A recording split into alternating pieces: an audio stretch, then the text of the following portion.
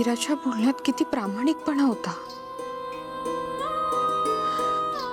आईंबद्दलचं असं मत हा तिचा गैरसमज आहे की मी काहीतरी समजून घेण्यात चूक करतेय? नाही नाही, मीरा इतक्या ठामपणे खोटं बोलणार नाही, आणि महागौरी मातेसमोर तर नाहीच नाही. पण आईंबद्दल असं काहीतरी असू शकतं, यावर मी विश्वास ठेवणं खूप कठीण आहे. काय सुरू आहे सगळं?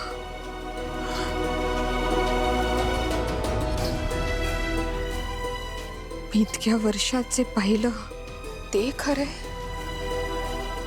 कितकी वर्ष मला जे दिसतंय, जे मी मानलंय ते सगळं खोटं ठरणार आहे?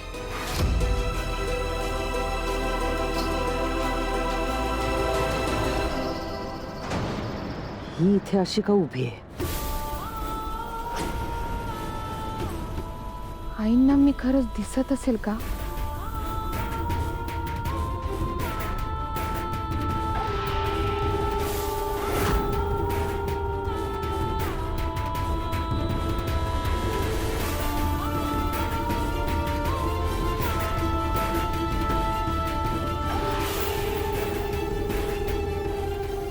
तिला कळलंय का? काही मुद्दामून माझी परीक्षा घेते. नाही नाही नाही, अंबिका माझं खूप महत्वाचं प्याद आहे. काहीही झालं तरी हे प्याद हातातून निसटू द्यायचं नाही.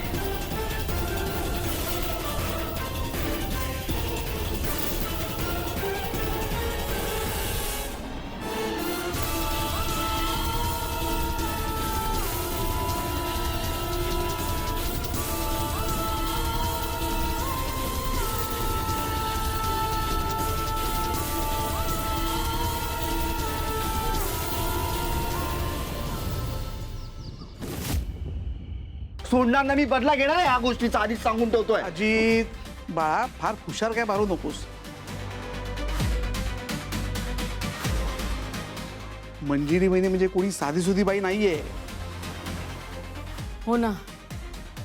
आणि तू तू तू बस आधी, बस तिने बस. तू बदला घेणार आहेस तिचा, बस. अरे इतक्या वर्षात मला नाही जमलं ते तू करणार आहेस का? ती मंजिरी ती आवेशाने समोर आली ना तर पाय लटपटतील तुझे, जमीन सरकेल पायाखालची. खरंय खरंय तुझं बायको. मंजिरी वहिनी आहे ना, खूप डेंजरस बाई आहे. पण मला एक कळत नाहीये, तिने हिला जिवंत कसं सोडलं?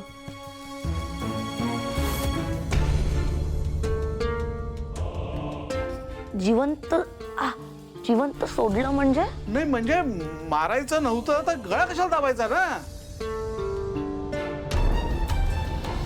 नाही, कारण तिला मारायचं नव्हतंच. तिला फक्त स्वतःची दहशत दाखवायची होती. तिला दुसऱ्या कोणाला तरी मारून वेळ घालवायचा नाहीये. तिला तिला नको ते वाद घरात नकोच आहेत. असं का? कारण कारण मला असं वाटतं ती दुसऱ्या कुठल्या तरी महत्वाच्या कामात आहे.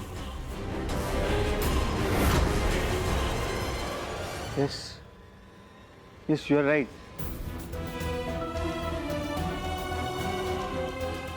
त्या दिवशी पण नाही का तिच्या हातामध्ये अख्खी पॉयझनची बाटली होती तुमच्या अगेन्स्ट प्रूफ म्हणून, तरी तिने तुम्हा दोघींना सोडलं. You are right. हा, म्हणूनच तिने हिचा गळा आवळला पण जीव नाही घेतला. तुम्ही तेच तेच काय बोलताय? म्हणजे तुम्हाला काय म्हणायचंय, मी जिवंत आहे ही चांगली गोष्ट नाहीये, बघवत नाहीये तुम्हाला? नाही. एक मिनिट. तू त्यांचं म्हणणं काही मनावर घेऊ नकोस, माझा ऐक आधी. मला फक्त इतकंच म्हणायचंय की मंजिरीचं घोडं कुठेतरी अडलंय. आता काय करायचं? काही करायचं नाही. आपण शांतपणे फक्त बघत राहायचं. आता एवढंच बघायचं की मंजिरी तिची पुढची चाल काय खेळतीये.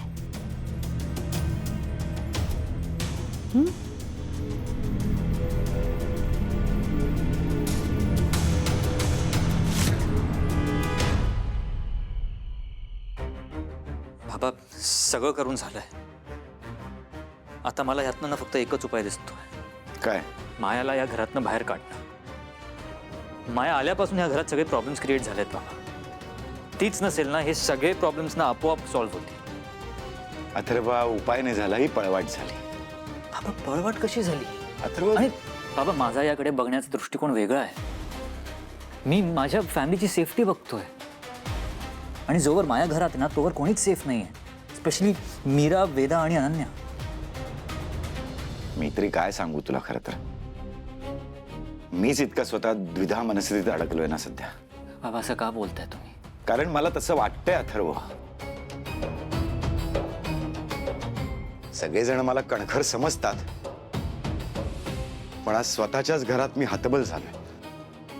मलाच कळत नाही मी माझी मुलं जपायची आहेत का माझी माणसं. माया चुकीचं वागले, चुकीचं वागते हे माहीत असून सुद्धा मी काहीच करू शकत नाहीये. कारण आता मायाला काही बोलणं म्हणजे नर्मदाला बोलण्यासारखं आहे. हात बांधले गेलेत माझे.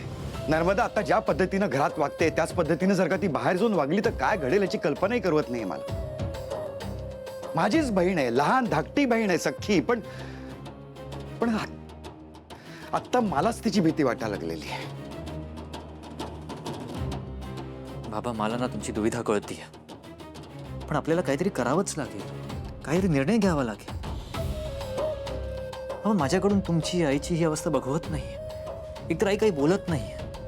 तिला किती त्रास होत असेल तिचं तिलाच माहिती आहे. 12 वाजायला 1 मिनिट बाकी आहे. म्हणजे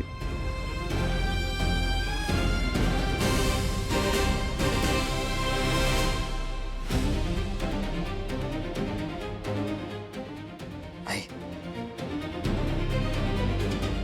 बरं वाटतंय ना? आई बोल ना प्लीज. मंजिरी, तुला माहितीये तू माझ्यासाठी किती महत्वाची असते. त्यामुळे तू प्लीज अशी शांत राहू नकोस. तुझ्या मनात जे काय ते बोल. हो आई, मनातलं बोलून मोकळी हो. नाहीतर या गोष्टींचा तुलाच आतल्यात त्रास होईल. Please I.